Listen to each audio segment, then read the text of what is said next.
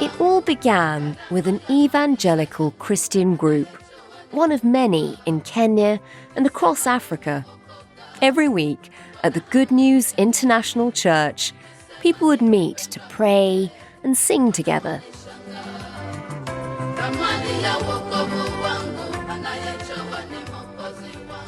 But at some point, after the pandemic broke out, everything began to change, and prayer meetings became something more sinister. We would gather every Saturday, and the pastor would tell us the world was coming to an end. He said we should fast and die because if we delayed, heaven would be full. People were being told to fast until they died. But no congregation would follow that, would they?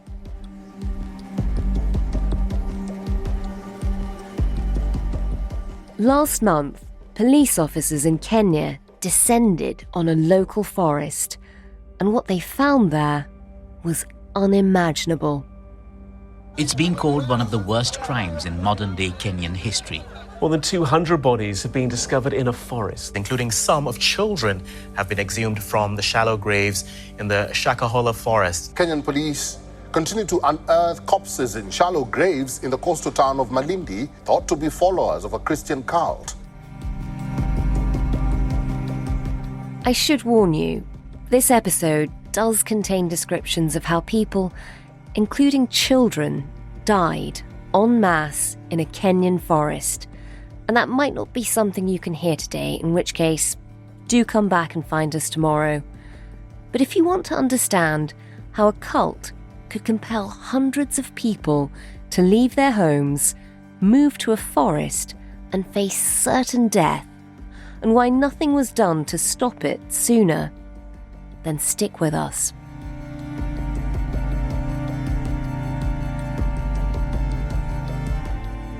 You're listening to Stories of Our Times from The Times and The Sunday Times. I'm Manveen Rana. Today, the Kenyan death cult, where the children starved first.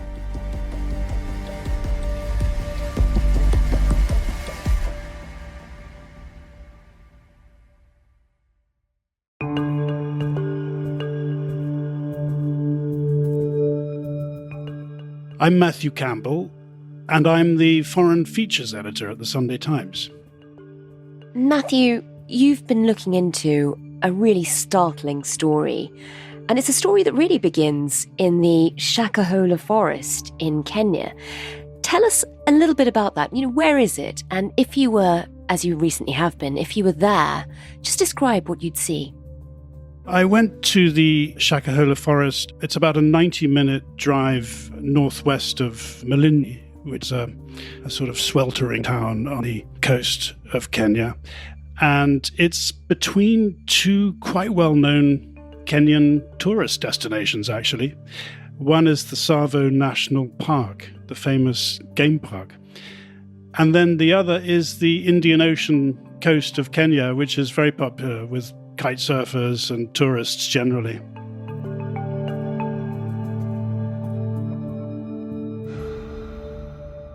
And you drive into what looks like increasingly good agricultural land with small farm holdings and shacks by the side of the road.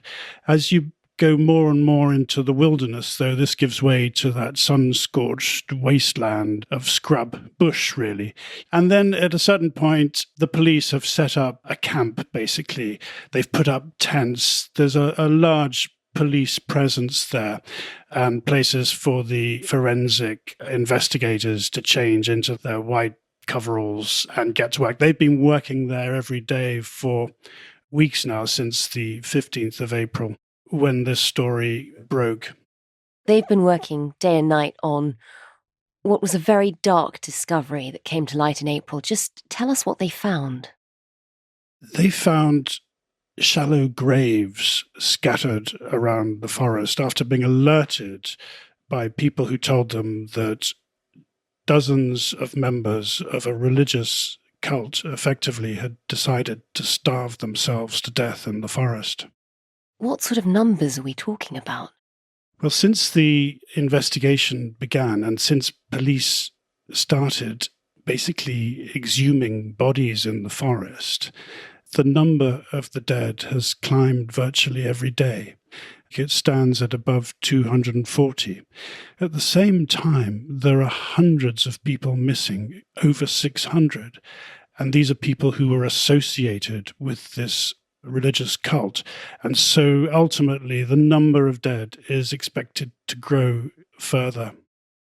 Just explain what this religious cult was and why people would be willingly starving themselves to death. Well, this is a doomsday Christian cult. It was run by a so-called pastor called Paul Mackenzie, and he's a former taxi driver turned evangelist who set up his own church in 2003 in Malindi. The Good News International Church, as he called it. And he started out as a fairly typical fire and brimstone style evangelist preacher. These evangelist churches have proliferated across Africa in the past 2 decades or so. Kenya is a very Christian country. About 85% of Kenyans are Christian. And so he rapidly developed quite a following from his headquarters in Malindi. He bought a plot of land there and built a hall in which he held large gatherings with thousands of supporters. And then, of course, this turned into a gospel channel on the television that beamed his fiery sermons across Africa, not just Kenya.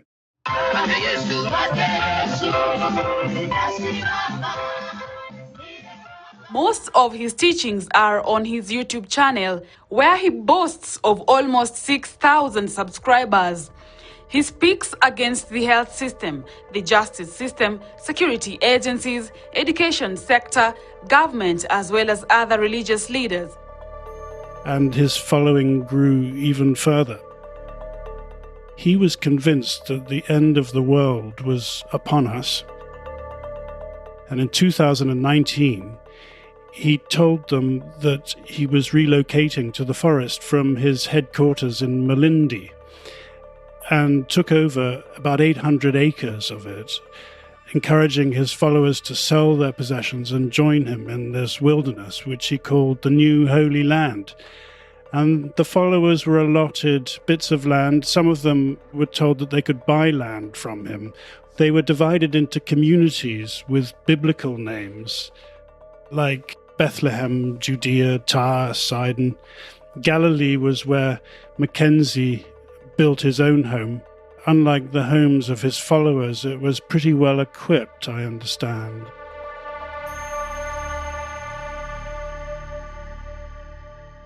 So this is a cult that is, loosely based on an understanding of Christianity. As you say, evangelical Christianity is very popular in a lot of Africa. What made his particular brand of it distinctive? Well, having started, in a fairly inoffensive manner, as the years went by, he became increasingly apocalyptic, as it were. His sermons became more extreme, and he started talking about the evils of education and healthcare. Now, this is when he alienated some of his followers. He started telling them that they should not send their children to school and they should not send them to hospital when they were ill. So this is when the authorities first basically came to notice him. He came onto the radar of the Kenyan police. This was in 2015. And he was questioned. No further action was taken. I mean, that's pretty alarming to be discouraging children from going to school or for using healthcare in Africa where, it's not always available anyway. Getting it is hard enough. At what point, though, does it go from an evangelical church into a full-blown death cult? How does that transformation happen? Well, this started in 2019 when he decided to relocate to the forest. I think COVID in some ways played into his apocalyptic narrative, increasing the appeal of his land offer, perhaps, to people. You know, if you follow me into the forest, you can buy land, we can all be together, the end of the world is coming. And so it attracted hundreds of people. And this is where his advice to begin fasting came in. He said that if they stopped eating, they would meet Jesus by starving themselves to death. People I spoke to, who was actually one of Mackenzie's deputies, told me that there was a plan to how the starvation would unfold, which is that the women would basically starve their children first. And then the women themselves would starve, and then the men.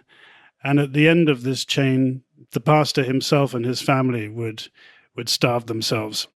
I mean, you really do start to get a sense of a cult there, because to be able to persuade mothers to starve their children is far from a normal religious experience. I know you've spoken to some of the victims, I suppose, some of the people who lost their families in this cult. Tell us a bit about a man you met who that had happened to. Yes, Stephen Wheaty lives in Malindi, basically in a slum, and I met him in his one-room home. He's 45 years old and he sells fried bread on the streets of Malindi. He told me that his wife and their 5 children had left to live in the forest last year, and that his wife at the time was pregnant and had had a 6th child in the forest, a son. He was devastated by what he had learned about their experience. My children are dead. I know that for sure. The young men who told me about my children had been living in the forest since 2021. They told me the names of my children and they did not even know me. They told me my children had been starved to death. His wife was dead too, and that when she gave birth to this child, it had been suffocated by a cult member in the belief that it would go straight to heaven. A newborn baby? Yes. And the mother didn't object? Apparently not. The belief by then was that, they were all going to die, and that if the baby was suffocated, it would be quicker. And they had all clapped and celebrated, basically, when this baby had been suffocated. That's what he told me. And this is what he had heard from survivors. I can't imagine how awful it must be to learn that your entire family has died in that way. How does he explain how they all went off into the forest? I mean, did he realize what would happen when they did? And how did he end up staying behind? Well, it's a tragic story and very distressing, and he is completely devastated by what has happened. He was in tears for a lot of our interview, talking about this with great difficulty. What happened is that his wife became addicted to the television broadcasts of the pastor. And he showed me, there was a little television in pride of place in his home. Beneath it was a decoder box, which he picked up and showed me. And this was the decoder that you needed to be able to tune in to Mackenzie's sermons. And this is what he blamed on the tragedy. He said that his wife would sit there watching these sermons. When he came home in the evenings, she would be there watching, and that she became effectively brainwashed by Mackenzie, who promised to take her to heaven. I don't think he necessarily spelt out in any of his broadcasts that the plan was mass starvation and death in the forest. In fact, he denies that at any point he advised anyone to fast. And certainly in his sermons, if you listen to them, some of them are still available on YouTube, he doesn't talk about people starving to death. I think it was only later in the forest, when he would have, regular sermons in the forest, that he started telling them, we're going to stop eating and we're going to go to heaven. So all these people who had brought their children in the hope of some kind of heavenly communion, some sort of, great universal rescue at the end, at some point would have been in this forest and then told that this was effectively a death cult. I think you're right. And at that point, some of them tried to escape. Of course, all of these people have mobile phones and were able to communicate with their loved ones in other places. When word got out, that's when some people decided that either they would try and rescue their loved ones, which is what Stephen Wheaty did. He decided that he would try and get them back. However, he was unable to find his wife and family, he told me. He was confronted by what he described as scouts with clubs, who in the end told him to go away.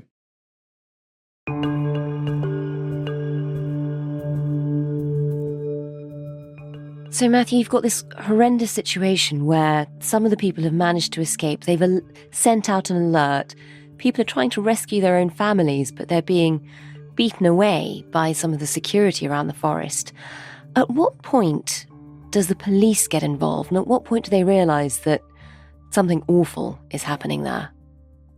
The first police presence in the forest was in March, and Mackenzie was taken in for questioning about the possibility that he had been encouraging people to starve to death.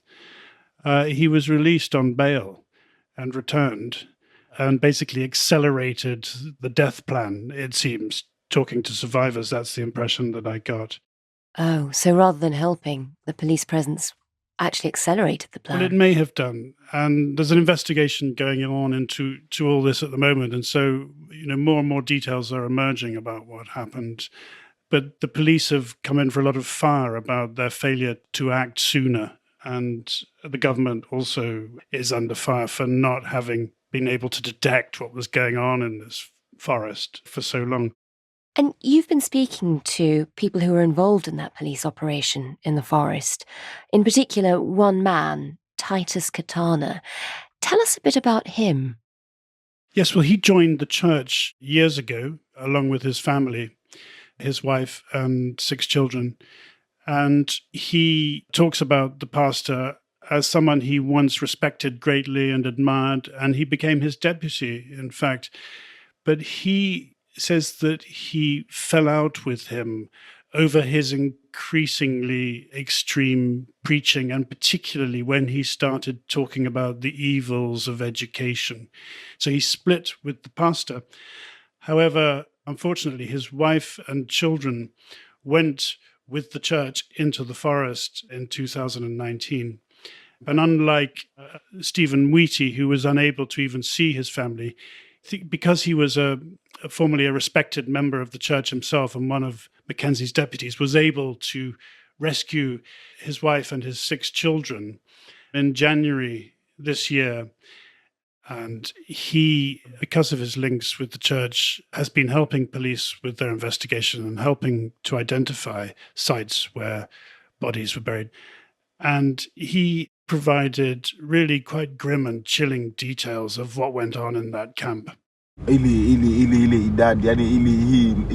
Story. He's saying that they were killed with blunt objects. Blunt objects? Yeah. Maybe pieces of wood, machetes. And they were tied when they're excavating. Some of them, they find they're tied with the wires on their heads, on their hands and their legs, and even around the neck. The bodies they've exhumed also have included people with their wrists tied with wire. Some of them have shown signs of being bludgeoned. So these weren't all willing victims of this cult? It seems not, and the investigation is going on, but it would seem clear that some people rebelled, perhaps, and were then murdered.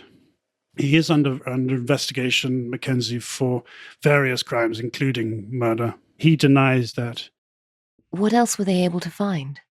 A senior police officer said that some of the bodies had organs missing, And this prompted lots of speculation about whether or not there was involvement of some organ trafficking ring. But there's been no confirmation that this is what happened. When you spoke to Titus Katana, the man who had been the deputy in this cult before it became more extreme, what did he say about Paul Mackenzie, about the leader? Was he able to explain what it was about him that was able to convince so many people? Well, I think he was clearly very persuasive, and his preaching appealed to the masses. He gave these very entertaining sermons in the sense that they were very dramatic, and that is often is the case, I think, in this milieu. This is a form of entertainment in a sense. Somebody preaching about the end of the world, the rapture. It's all very dramatic stuff, and I guess it beats the soap operas. And what's happened to him now? You know, we've got a forest full of bodies, but where is Paul Mackenzie? Where is the leader of the cult? He is in police custody in Mombasa, and he's been accused of various crimes, and at some point will no doubt be put on trial.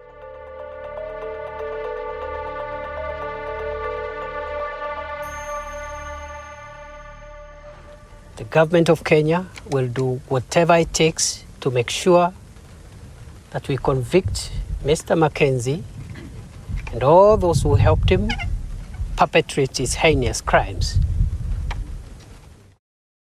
And Matthew, how unusual is what's happened here? We know that evangelical Christianity is very big across Africa, but how often does it get perverted into a cult like this by a local leader?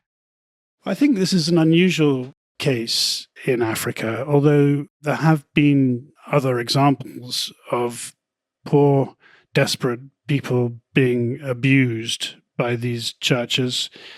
There have been cases in Kenya of people being asked to donate money to a particular church in exchange for good luck. The pastor tells them that if they donate, the prayers that he offers on their behalf will bring them rich dividends down the road. Across Africa, there's a fight for the soul of Christianity. Rogue pastors are exploiting the trust and belief of their followers for profit and power. As extreme religious movements fake miracles and even commit murder in the name of Christ. Kenya is a very religious country, and so these churches are prevalent. There are hundreds of them. And indeed, the president, William Ruto, is a fervent evangelist believer. He has been wary in the past of imposing restrictions on these churches. But this case obviously has raised questions about the limits of religious freedom in evangelical Christianity. What we are seeing in Kilifi, in Shakahola, is akin to terrorists.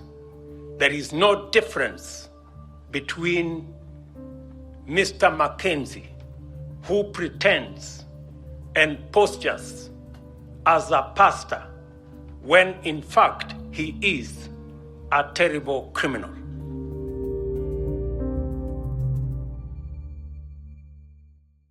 And this is just a really chilling story to hear. I can't imagine how disturbing it must have been to be there, to see how it had all unfolded. What effect did it have on you, going out there and seeing the forest and some of the survivors?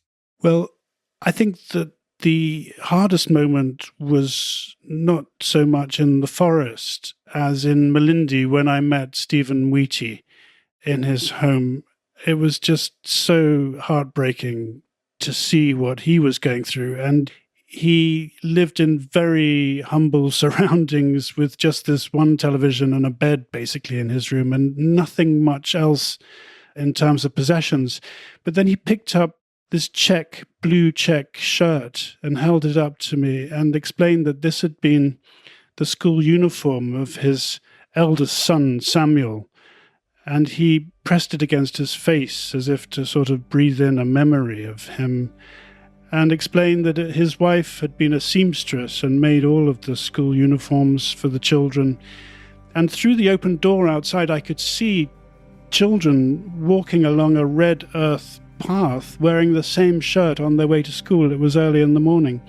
And it was just so sad, really, to see that.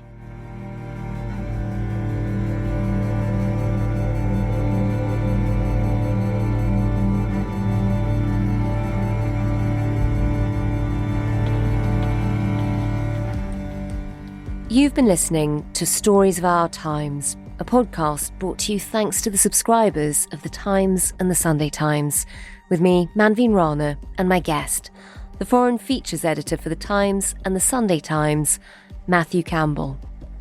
You can find all of Matthew's work at thetimes.co.uk with a subscription, including his investigation into alleged corruption in the European Parliament linked to the World Cup in Qatar. If you prefer listening to it, we've got a podcast about it that you can find on our podcast page. The producer today was Priyanka Deladia. The executive producers were Kate Ford and James Shield, and sound design was by David Crackles. Thanks for listening. See you tomorrow.